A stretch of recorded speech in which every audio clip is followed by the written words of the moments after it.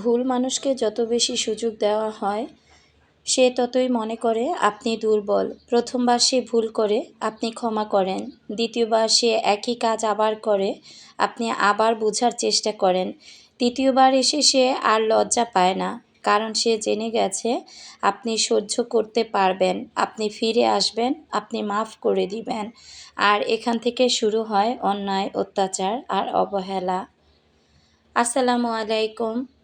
সবাইকে নতুন আরেকটি লাইফস্টাইল ব্লগ ভিডিও দেখার আমন্ত্রণ জানাচ্ছি। সকাল থেকেই সংসারে কাজকর্ম শুরু করে দিয়েছি। সংসার নামক যেহেতু স্থানটা এখনও আমার ভাগ্যে রয়েছে, তো কাজ তো করতেই হবে। আমার এই যে ভিডিওগুলো দেখতে পাচ্ছেন, যখন আমি আমার এই ভিডিওগুলো করেছিলাম তখনও আমি স্বাভাবিক ছিলাম, সুস্থ ছিলাম।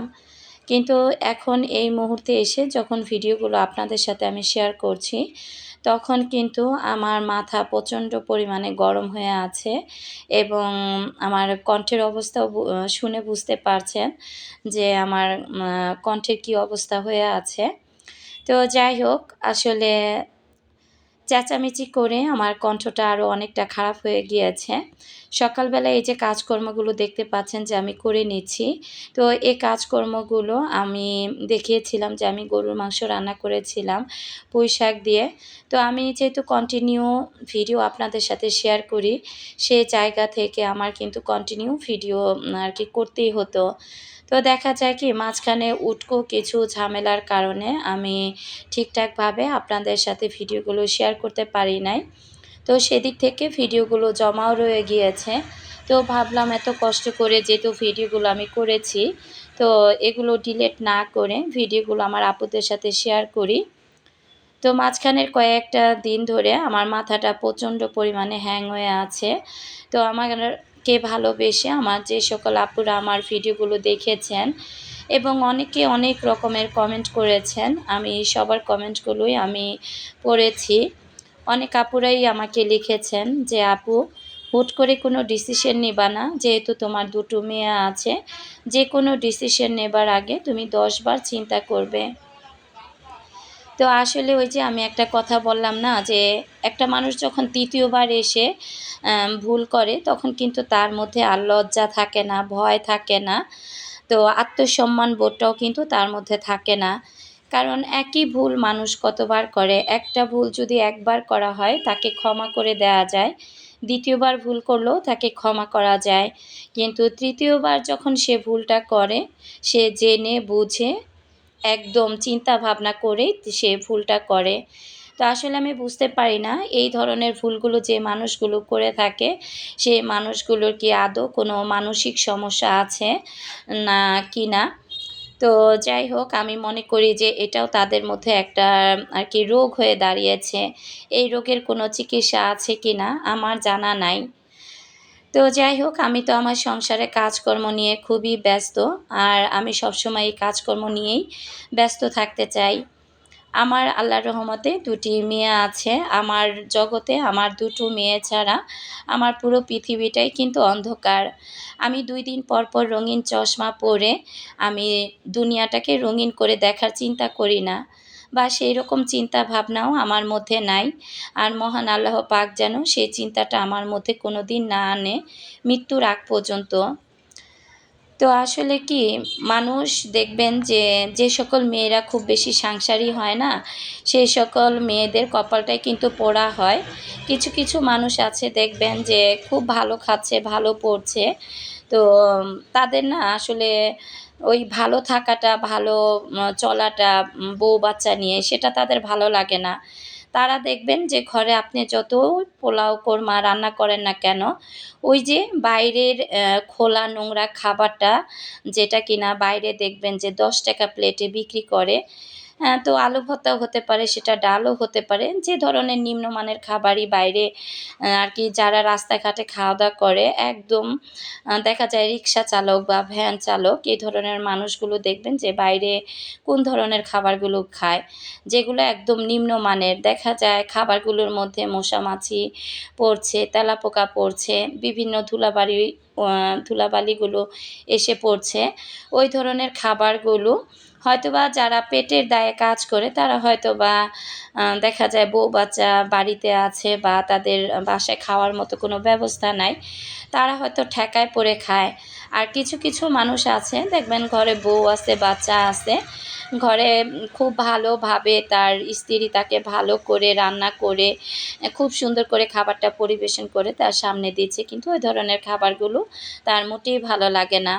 ওই যে তার যে বাইরের খাবার খেয়ে অভ্যাস, তো সে যতক্ষণ পর্যন্ত ওই বাইরের খাবারে মুখ না দিবে ততক্ষণ পর্যন্ত কিন্তু তার পেটই ভরবে না। আসলে এটা তার হচ্ছে একটা কি বলবো, রুচির একটা অভাব বলতে পারেন। তো যাই হোক, আসলে আমি মানুষটা সত্যি কথা বলতে আমাকে আল্লাহ তাআলা এত ধৈর্য দিয়েছে। আমি সবসময় আমি আপনাদের সাথে আমি দেখবেন যে আমার কাজকর্ম, রান্না-বান্না আমি কি করি না করি এই ধরনের ভিডিওগুলো কিন্তু আমি শেয়ার করে থাকি। তবে এটা আমি জানতাম না যে আমার ভিডিওগুলো, আমি যতদূর জানি যে আমার খুব ভালোবাসেন যারা আমাকে, তারা আমার ভিডিওগুলো দেখে থাকেন। আমার বিরুদ্ধ কিছু শত্রু আছে, যে শত্রুরাও আমার ভিডিওগুলো দেখে, আমার সংসারটাকে দেখে, আমার মেয়ের ভালো কলেজে পড়াশোনা দেখে তাদেরও যে গা জ্বলে, এটা আসলে আমি এতদিন জানতাম না। তো যাই হোক, যে কোনো কিছুর মাধ্যমে আমি সেটা জানতে পেরেছি। তবে সে মানুষের মুখোশগুলো আমার চোখের সামনে একেবারে উঠে এসেছে। আসলে কি, আমাকে আমার মহান আল্লাহ তাআলা আমার ভাগ্যে ঠিক যতটুকু লিখে রেখেছেন, যতটুকু তিনি আমাকে দিবেন, সেখান থেকে কোনো বান্দা পারবে না আমার সেই সুখটুকু কেড়ে নিতে। তো আসলে ঘরের সুখ নষ্ট করার মধ্যে আমি যদি চিন্তা করি যে না, আমি এখানে কাজকর্ম নিয়ে ব্যস্ত থাকবো না, আমি সারাক্ষণ মোবাইলে বিভিন্ন পুরুষদের সাথে সময় কাটাবো, ওটাই আমার একটা আনন্দকর লাইফস্টাইল। তো আসলে ওই চিন্তাধারা আমার মধ্যে নাই দেখে কিন্তু আমি এখনো পর্যন্ত আমি নিজেকে কাজের মধ্যে ডুবিয়ে রেখেছি, নিজেকে ভালো রাখার চেষ্টা করেছি। তো আমি জানি আমার হাসব্যান্ড সকালবেলা সে অফিসে চলে যায়। অফিসে গিয়ে তো সে যেহেতু খুব ব্যস্ত একজন মানুষ, মোটামুটি একটা পোস্টে, যে পোস্টে সে চাকরি করে, সে সেখানে মহা ব্যস্ত থাকে। ঘরের পরিবার বলেন, বাচ্চা বলেন, তাদের সাথে কথা বলার মতো সময়টাই তার হয় না। কিন্তু থার্ড পারসন কোনো মানুষের সাথে কথা বলার অফুরন্ত সময় যে তার হাতে থাকে, এটা আমার জানা ছিল না। ইদানিং আমি দেখতে পেলাম যে তার হোয়াটসঅ্যাপে সে কখন তার হোয়াটসঅ্যাপে সে আসে, কখন বা যায়, এই জিনিসটা সে অফলাইন করে রেখেছে, আমি যেন সেটা দেখতে না পারি। এই জিনিসগুলো আসলে আমি অনেক আগে থেকে আমি খেয়াল করে আসছি। আমি শুধু তাকে ছাড় দিয়ে রেখেছিলাম। তো আমি তাকে ছাড় দিয়ে রেখেছিলাম, তাকে আমি একটা সুযোগ দিয়েছি। কিছু সময় আসলে মানুষকে ছাড় দিতে হয়, তাকে সুযোগ দিতে হয়। আপনি যদি ছাড় বা সুযোগ সেটা যদি আপনি তাকে না দেন, তাহলে কিন্তু আপনি পরিপূর্ণভাবে তাকে ধরতে পারবেন না যে সে তার জায়গা থেকে সে কোন কাজটা ঠিক করছে এবং কোন কাজটা ভুল করছে। আমি হয়তো আমার জায়গা থেকে ঠিকই কাজকর্ম করে গিয়েছি, স্বাভাবিকভাবেই আমি আমার সংসারটাকে পরিচালনা করে গিয়েছি। আমি সেটা কখনো কাউকে বুঝতে দেই নাই। তবে দিন শেষে ওই যে মহান আল্লাহ তাআলা আমার উপরে আছেন, তিনি কিন্তু ঠিক জায়গা মতো তাকে ধরিয়ে দিয়েছেন। তো যাই হোক, দিন শেষে মহান রাব্বুল আলামিনের কাছে আমি অনেক শুকরিয়া জ্ঞাপন করি যে আমার পিছনে যত শত্রুই থাক না কেন, দিন শেষে একজন আছে যিনি কিনা তার সব বান্দার জন্য এক সমান। সে যেটা সঠিক মনে করবে সে তার বান্দার জন্য সেটাই আসলে একদম চোখের সামনে সেই জিনিসটা তাকে ধরিয়ে দিবে। আমার সংসারের জায়গা থেকে আমার সন্তান, স্বামীকে নিয়ে আমি কতটুকু ঠিক আছি সেটা কিন্তু আমি জানি, আর আমার মহান রব জানে। তো আমি যদি আমার জায়গা থেকে ঠিক থাকি তাহলে দেখবেন ঘুরে ফিরে আমার সংসারে যত উটকো ঝামেলাগুলোই আসুক না কেন, তারা নিজে এসেই ধরা দিবে। তো যাই হোক, আসলে অনেক কথা একটা ভিডিওতে যদি এত কথা বলে ফেলি তাহলে দেখা যাবে অন্যান্য ভিডিওতে আর ওইভাবে কোনো কথাই বলতে পারবো না। তো আমি জানি আমার শত্রুপক্ষগুলো আমার ভিডিওগুলো দেখে, আমি তাদেরকে শোনানোর উদ্দেশ্যেই আরও বেশি করে কথাগুলো বললাম। কারণ আমি তো এভাবে পার্সোনালি কারোর সাথে ফোন দিয়ে আমার কথাগুলো বলা হয় না। আমার এখানে যেমন আমার কিছু ভালো আপুরা, আন্টিরা আমার ভিডিওগুলো দেখে থাকেন। সেখান থেকে আবার আমার শত্রুপক্ষও কিন্তু আমার ভিডিওগুলো দেখে থাকেন। হতে পারে আমার সেটা হাসব্যান্ডের এক্স এবং আমার শ্বশুর বাড়ির একদম কিছু পরম আত্মার আত্মীয় মানুষজনগুলো। তো যাই হোক, আসলে দিন শেষে আমি আমার জায়গাতেই থাকবো। আপনারা যত যাই করেন না কেন, আমার জায়গা থেকে আমাকে কেউ সরাতে পারবেন না। এই যে দেখতে পাচ্ছেন আমি যে কতগুলো সবজি নামিয়ে নিয়েছি, এই সবজিগুলো কিন্তু আমি দেখিয়েছিলাম যে কাটাকাটি করে রেখেছি। তো আমি এগুলো কাটাকাটি করে রেখে আমি সেদিন আর কি চিন্তা করেছি যে 2-4 দিনের রান্না একসাথে রানবো। তো রান্নাবান্না করে দিয়ে আমি আর কি আমার মায়ের বাসাতে যাব, এই চিন্তাটাই আমি সকাল থেকে আর কি করে রেখেছিলাম। তো মায়ের বাসাতে আমার যাওয়ার চিন্তা ভাবনাটা ছিল একেবারেই যাওয়ার জন্য। সেই জায়গা থেকে আমি যখন সব রান্না বান্না শেষ করে মায়ের বাসাতে যাব, ওই মুহূর্তে দেখলাম 2টা মেয়ে 2 ঘরে বসে এত কান্নাকাটি করছিল যে মেয়েদেরকে কোনোভাবে কোনো কিছু বুঝ দিয়ে আমি রাখতে পারছিলাম না।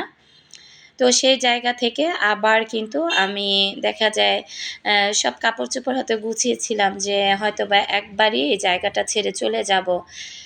দেখবেন যে বেশি চালাক মানুষগুলো কি করে জানেন? বউকে তালাকও দেয় না, আবার ঘর থেকে বেরও করে দেয় না। তারা এমন একটা সিচুয়েশন তৈরি করে যেন সেই মানুষটা যন্ত্রণা ভোগ করতে না পেরে সে ইচ্ছায় যেন সে নিজেই ঘরটা ত্যাগ করে চলে যায়। কিন্তু মহান আল্লাহ পাক আমার ভিতরে এত ধৈর্য দান করেছেন যে আমি সেই জায়গা থেকে আমি জানি না যে আমার ভিতরে এত ধৈর্য কীভাবে আল্লাহ পাক দিয়েছেন। অনেকেই বলেছেন যে আপু তুমি ধৈর্য ধরো, ধৈর্যের ফল অনেক মিষ্টি। আসলে আমি ঘরের মানুষটাকে একটা কথাই বলেছি, সে সবসময় আমাকে হাসতে, খেলতে, উঠতে, বসতে আমাকে একটা কথা বলতো যে আমি যে এত কিছু করি তারপর আমি কেন তার ঘর ছেড়ে চলে যাই না। এটা আমার হাসব্যান্ডের কথা ছিল। আর আমি তাকে উত্তরটা এভাবে দিয়েছিলাম যে তোমার যাহা মন চায় তুমি তাহাই করতে পারো। যতদিন পর্যন্ত তোমাকে আমি কবরে না নিচ্ছি, তোমার হাড্ডি দিয়ে আমি ডুগডুগি না বাজাচ্ছি, ততদিন পর্যন্ত আমি বিথি তোমার ঘর ছাড়ছি না। এই কথাটা কিন্তু আমি তাকে খোলামেলাভাবেও বলে দিয়েছি। আর সবচাইতে একটা হাসির বিষয় হলো আমার হাসব্যান্ডের যে এক্স আছে উনি আর কি আমাকে বলতেছিল যে আপু আপনি এত ধৈর্য কোথা থেকে পান, এত কিছু জেনে শুনে কিভাবে আপনি এই মানুষটার সাথে এক ছাদের নিচে সংসার করছেন। তো ওই মেয়েটাকেও আমি বলেছি যে ধৈর্য জিনিসটা এমনি আসেনি। যেহেতু আমার দুইটা মেয়ে হয়ে গিয়েছে, তুমি জেনে শুনে আমার সংসারে পা রাখার চেষ্টা করেছো। কিন্তু তুমি যদি এটা ভাবো যে সব কিছু হয়তোবা তার ওয়াইফকে জানিয়ে দিয়েছি, এখন হয়তোবা সে তার সংসারটা ছেড়ে হুট করে চলে যাবে আর সাজানো গুছানো সংসারটা আমার হয়ে যাবে। তো তুমি সবচাইতে বড় একটা বোকামি করেছো, এটা যদি ভেবে থাকো তোমার জায়গা থেকে তুমি ভুল একটা কাজ করেছো। সবচাইতে দুঃখের একটা বিষয় হলো মেয়েটা যখন আমাকে ফোন দিয়ে বলল যে আমার হাজব্যান্ডের সাথে নাকি তার বিয়ে হয়ে গিয়েছে। তো আসলে আমার হাজব্যান্ডই তাকে বলতেছিল যে যদি বিয়ে হয়ে থাকে ডকুমেন্টসটা যেন নিয়ে আসে। আসলে তাদের যে কেমন বিয়ে হয়েছে সেটা আমি নিজেই জানি না। আসলে তাদের বিয়ের কোনো ডকুমেন্টসই নাই। তাহলে বিয়েটা আসলে কিভাবে তারা করলো, কিভাবে তারা দীর্ঘদিন চোরের মতো একে অপরের সাথে বসবাস করলো আমি বুঝতেই পারি নাই। অথচ দিন শেষে আমার হাজব্যান্ড আমার ঘরেই এসেছে। একটা রাতও সে বাইরে কাটায় নাই। তবে হ্যাঁ, কাটিয়েছে 2-1 ঘন্টা চোরের মতো তার কাছে গিয়ে হয়তোবা থেকে এসেছে। মেয়েটা যখন দেখেছে আমি আমার জায়গা থেকে পারফেক্ট আছি, আমার সংসার, আমার সন্তান, আমার স্বামী ঠিক আছে। তো সেখান থেকে গিয়ে মেয়েটা রেগে তারপরে উত্তেজিত হয়ে কোনোভাবে আমার নাম্বারটা কালেক্ট করে তারপর সে আমাকে ফোনে সব কিছু জানায়। কিন্তু মেয়েটা কত বড় একটা বোকা, নিজের সম্মান, নিজের ইজ্জত নিজের হাতেই বিলিয়ে দিল। আসলে এ ধরনের মেয়েদের না আছে সম্মান, না আছে ইজ্জত। যদি ইজ্জত বা সম্মান বলে কোনো কিছু থেকে থাকতো তাহলে মনে হয় না জেনে শুনে এরকম একটা কি বলবো, ধরতে গেলে আমার মেয়ে যেহেতু ইন্টার ফার্স্ট ইয়ারে পড়ছে, এরকম বুড়ো একটা চাচার বয়সী লোকের সাথে সে জড়াতো না। তো আমি আমার জায়গা থেকে মনে করি আসলে এই অপরাধে দুইজনই দোষী। কারণ এক হাতে যেমন তালি বাজে না, তালিটা কিন্তু 2 হাতেই বাজে। তো যাই হোক, আসলে কথাগুলো যদিও শুনতে অনেক খারাপ লাগছে, আসলে আমরা যারা ইউটিউবিং করি আমরা সবসময় ভালো দিকটাই আমি চিন্তা করি যে পাবলিক প্লেসে শেয়ার করার জন্য। কিন্তু এই যে ইউটিউবিং করি বা কাজকর্ম করি, অনেকেই আমাকে দেখে আমার কথাবার্তা শুনে মনে করেন যে আসলে আমি খুব হ্যাপি একজন মানুষ, আমার ভিতরে কোনো যন্ত্রণা নেই, কোনো কষ্ট নেই। কিন্তু আমার জায়গা থেকে আমি যে কতটা যন্ত্রণা প্রতিনিয়ত ভোগ করি বা আমি সেটার কতটা ভুক্তভোগী, তো সেটা কিন্তু আমিই জানি বা আমার পরিবার পরিজন জানে। তো যাই হোক, আসলে এরকম একটা নোংরা মেয়ে মানুষের কথা বলতেও আমার গা ঘেন্না করছে। তো সেই জায়গা থেকে আমি বলবো যে যে মানুষটার সাথে আমি একই ছাদের নিচে বসবাস করে যাচ্ছি, সেই মানুষটার সাথেও আমার থাকতে সত্যি খুব কষ্ট হচ্ছে। এই ভেবে যে দিনের পর দিন এই মানুষটা আমাকে ঠকিয়ে গিয়েছে, এই মানুষটাকে আমি বিশ্বাস করেছি, তারপরেও সে আমার বিশ্বাসের জায়গাটা নষ্ট করে দিয়েছে। তবে একটা জায়গা থেকে আমার খুব ভালো লেগেছে, সে যখন যে কোনো অন্যায় কাজ করে না কেন সেটা সে কিন্তু হাসতে হাসতে আমার সাথে শেয়ার করে। যেমন ঈদের দিনই সে আমাকে বলেছিল, যে কোনো একটা কথার ভিত্তিতে আমি বলেছিলাম যে এই পৃথিবীতে আমি আমার 2 মেয়ে আর স্বামীকে ছাড়া কাউকে বিশ্বাস করি না। কিন্তু সে আমাকে বলেছিল যে আমি যদি তাকে আবার নতুন করে বিশ্বাস করি তাহলে আবার আমি নতুন করে ঠকবো। তো দেখেন, সে আমাকে ঠকাতে গিয়ে সে কতটা অপমানিত, লাঞ্ছিত, লজ্জিত হয়েছে আমি জানি না। তবে তার কথাগুলো বলতে গিয়ে আজকে আমারই খুব আর কি খারাপ লাগছে না। আসলে মানুষ আছে না যে একটা সময় দেখবেন যে আগুনে পুড়তে পুড়তে না আসলে তখন দেখবেন যে আগুনের তাপটা তো যতই তার গায়ে লাগুক সেটাকে আর তখন ওই আগুন বলে মনে হয় না, মনে হয় যে বরফের তাপটাই আমার গায়ে লাগছে। আসলে আমি পুড়ে পুড়ে ছাই হয়ে গিয়েছি তার সংসার জীবনে। তো যাই হোক, আসলে আল্লাহ তাআলার কাছে একটা কথাই বলবো যে আল্লাহ তাআলা হেদায়েতের মালিক। আল্লাহ যদি তার ভিতরে হেদায়েত দান না করেন তাহলে সে কোনো দিনও হেদায়েত হবে না, হেদায়েতটা নিজের কাছেও। তো আজকে অনেক কথা বলে ফেললাম। আমি বলবো যে মানুষকে কম বিশ্বাস করবেন। তো আসলে বিশ্বাস না করেও পারা যায় না, তারপরেও সংসার জীবনে বিশ্বাস করতে হয়, বিশ্বাস রাখতে হয়। তবে জীবনে যেন নতুন করে না ঠকেন আম একদম কাছের মানুষটার কাছ থেকে। সেটা নিয়ে আমি বলবো যে সব আপুরা সবসময় চোখ কান খোলা রাখবেন। আজকের মতো আমি বিদায় নিলাম। আল্লাহ হাফেজ। আসসালামু আলাইকুম।